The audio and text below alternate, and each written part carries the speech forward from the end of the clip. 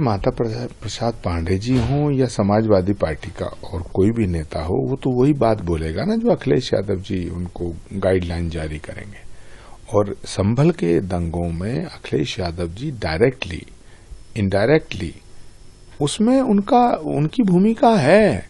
उनकी पार्टी का सांसद, उनकी पार्टी का विधायक जो लोगों को भड़का रहा है, पत्थर फेंकवाने के लिए उकसा रहा है। अगर मान लीजिएगा वहां वो अपने मंसूबों में कामयाब हो जाते, 8-10 हजार लोग इकट्ठा होकर पत्थर फेंक रहे हैं, तो क्या हाल होता? सर्वे टीम को मार दिया जाता, पुलिस प्रशासन वहां कितना भारी नुकसान होता। तो ये कहते कि साहब प्रशासन फेल हो गया। अब वहां स्थानीय पुलिस प्रशासन और उत्तर प्रदेश की सरकार ने जो कार्रवाई की है, उससे संभल शांति के पथ पे जाने के लिए अग्रसर हुआ है। अब वहां शांति भंग करना चाहते हैं आप, वहां जाकर आप करेंगे क्या? लोगों को भड़काने के अलावा आप कुछ नहीं कर सकते हैं। तो ये मुस्लिम वोट बैंक की हमदर्दी दिखा करके मुसलमानों को धोखा देने की एक कोशिश है।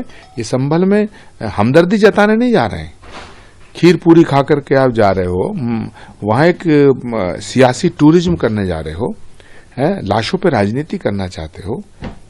ये ठीक नहीं है, ये देश के लिए ठीक नहीं है। सर, बीते दिन एक वीडियो वायरल हुआ था सोशल मीडिया पे, जिसमें एक हिमाचल प्रदेश की जो रोड ट्रांसपोर्ट है उसमें एक व्यक्ति ऑडियो सुनता है आपकी, वीडियो सुनता है आपकी, जिसके बाद से एक लेटर भी जारी किया गया है। उसको लेकर आपकी क्या प्रतिक्रिया है? आपके कहीं न कहीं संबोधन को वहां पर एक यात्री के द्वारा सुना जा रहा था। देखिए, राहुल गांधी जी और कांग्रेस के बड़े नेता इमरजेंसी, देश में इमरजेंसी के हालात हैं, ये जिक्र करते हैं कि साहब नरेंद्र मोदी की सरकार जो है वो अघोषित आपातकाल है। लेकिन हिमाचल प्रदेश में तो साक्षात घोषित आपातकाल जैसे लक्षण है कि बस में कोई व्यक्ति अगर ऑडियो सुन रहा है, उसमें राहुल गांधी के ऊपर कोई बात है, कोई वीडियो देख रहा है, तो ड्राइवर कंडक्टर को नोटिस जारी हो गया है। इससे बड़ी इमरजेंसी और क्या हो सकती है? क्या हिमाचल प्रदेश में बस में जाते हुए या रेल में जाते हुए ऑडियो वीडियो सुनने और देखने पे पाबंदी है? अगर कोई मेरा भाषण सुन रहा है तो राहुल गांधी जी को जवाब देना चाहिए, हिमाचल प्रदेश में इमरजेंसी लागू है या नहीं। मेरा कोई भाषण सुन रहा है तो मेरे भाषण सुनने पे, मेरे भाषण देखने पे पाबंदी है, ये तो राहुल गांधी जी को बताना चाहिए, वहां के मुख्यमंत्री को बताना चाहिए। और मैंने भी देखा है कि वो बाकायदा लिखित में नोटिस जारी हुआ है ड्राइवर को और कंडक्टर को। हिमाचल रोडवेज की बस के ड्राइवर और कंडक्टर को नोटिस देके पूछा गया है कि आप आचार्य प्रमोद कृष्णम का ये ऑडियो क्यों सुनवा रहे हो, जबकि वो तो एक यात्री सुन रहा था। ये दुर्भाग्यपूर्ण है, ये लोकतंत्र के लिए दुर्भाग्यपूर्ण है। एक आखिरी सवाल सर, संभल पे आपने एक बयान दिया था, जिसके बाद से उत्तर प्रदेश के प्रमुख विपक्षी दल समाजवादी पार्टी के राष्ट्रीय अध्यक्ष ने एक टिप्पणी की है। उस टिप्पणी को लेकर आप क्या कहेंगे? देखिए, योगी आदित्यनाथ जी ने समाजवादी पार्टी और समाजवादी पार्टी के नेताओं की वो हालत कर दी है कि वो सारे के सारे लोग राहुल गांधी की तरह बोलना शुरू कर दिए। मैं इन उधार के नेताओं से ये कहना चाहता हूं कि संत ना उधार का होता है ना नगद का होता है, संत सनातन का होता है, संत सनातन का होता है। लेकिन इस बात को अखिलेश यादव जी नहीं समझेंगे, क्योंकि विदेशी परिवेश में जिनका पालन पोषण होता है, वो बालक अक्सर बिगड़ जाते हैं। और भारत की संस्कृति और भारत की सभ्यता के लिए, समझने के लिए जरूरी है कि लोग अपने पूर्वजों का, अपने से बड़ों का सम्मान करें। लेकिन जिन्होंने अपने पूर्वजों का सम्मान नहीं किया, उनसे कोई अपेक्षा नहीं करनी चाहिए। सर, बीते दिन संभल में मस्जिद के सर्वे के दौरान एकाएक भीड़ आई और एक हिंसा का रूप ले ली। इसको किस नजर से देखते हैं? साथ ही अब पूरी तरह से कहीं ना कहीं जो वहाँ पे शांति व्यवस्था कायम होते हुए नजर आ रही है। देखिए, संभल एक पौराणिक स्थान है, ऐतिहासिक स्थल है, पृथ्वीराज चौहान के जमाने से लेकर के, और संभल का जिक्र पुराणों में भी है कि जिस तरह भगवान श्री राम का अवतार अयोध्या में हुआ, श्री कृष्ण भगवान ने मथुरा में अवतार लिया, उसी तरह कलयुग में सनातन का अंतिम अवतार श्री कल्कि अवतार संभल में होगा। और जिस मस्जिद पर विवाद है, जिस पे सर्वे होने पर यह विवाद हुआ, तो ये तो समाजवादी पार्टी जो है उसके नेता ये दंगा भड़काना चाहते थे। इन्होंने लोगों को उकसाया और पुलिस प्रशासन पे और सर्वे टीम पे हमला करवाया।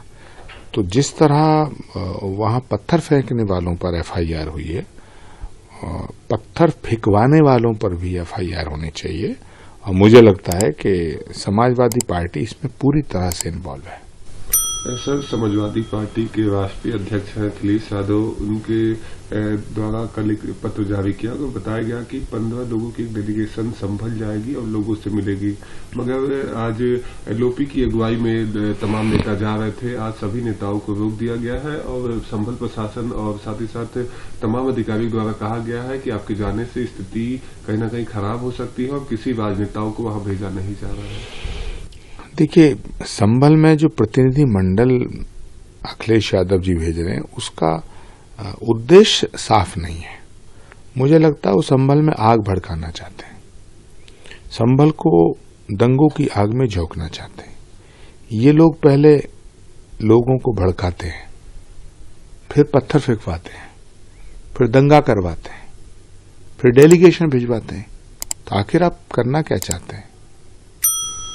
सर, अभी ये संभल वाला मामला कोर्ट में है और कोर्ट में कहीं ना कहीं अब इस चीज को रोक लगाई गई है कि इतने दिन तक जो सर्वे है वो नहीं होगा और जब सब स्थितियां सामान्य हो जाएंगी तब सर्वे फिर शुरू हो सकेगा। और इस कोर्ट ने यह भी कहा है कि शांत जो रामराज्य है वो जरूरी है। देखिए, सर्वे करने का मतलब ये नहीं है कि मस्जिद को ढा करके मंदिर बना दिया जाए। सर्वे करने का मतलब है कि इतिहास की जानकारी होनी चाहिए कि वहां है क्या। और सर्वे करने का जो फैसला है वो तो अदालत का है, पुलिस प्रशासन का नहीं है, सरकार का नहीं है। तो एक सवाल है सर्वे होना, दूसरा सवाल है अदालत का सम्मान करना। अदालत के फैसले का इंतजार करना चाहिए और अदालत के फैसले पर अदालत पे भरोसा रखना चाहिए। मैं ये अपील करना चाहता हूं। और एक अपील और करना चाहता हूं कि वहां के लोकल मेंबर पार्लियामेंट जो हैं उनके खिलाफ मुकदमा दर्ज हुआ है, तो समाजवादी पार्टी के वरिष्ठ नेताओं पर भी मुकदमा दर्ज होना चाहिए, क्योंकि ये संभल को दंगों की आग में झोंकना चाहते थे। सर, क्या आपको लगता है कि जो तमाम नेता जा रहे थे उनके जाने से वहां स्थितियां बिगड़ सकती है? क्योंकि बीजेपी के नेता तमाम इस बात का आरोप लगा रहे थे कि अगर ये नेता वहां पहुंचेंगे तो स्थिति सामान्य नहीं होगी। उत्तर प्रदेश के उप मुख्यमंत्री ने भी ट्वीट करके कहीं न कहीं इस पर सवाल खड़ा किया है। देखिए, समाजवादी पार्टी का जो इतिहास रहा है वो दंगों से जुड़ा हुआ रहा है। जब कश्मीर में फौज पे, सेना पे पत्थर फेंके जाते हैं तो ये पत्थर फेंकने वालों का समर्थन करते हैं, सेना का नहीं करते। जब संभल में दंगा भड़कता है, जब संभल में दंगा होता है, संभल में इतना वायलेंस हुआ, इतने लोग वहां जो मरे हैं, जिनकी मौत हुई है, मुझे बहुत अफसोस है। वो उनकी मौत पर मुझे अफसोस है, लेकिन उनके हाथ में पत्थर किसने दिए? ये एक बहुत बड़ी साजिश है और इस साजिश में समाजवादी पार्टी की भूमिका है। तो इस पर एक उच्च स्तरीय जो जांच हो रही है उसमें देखना ये बात सामने जरूर आएगी कि समाजवादी पार्टी के नेताओं ने दंगा करवाने की कोशिश की।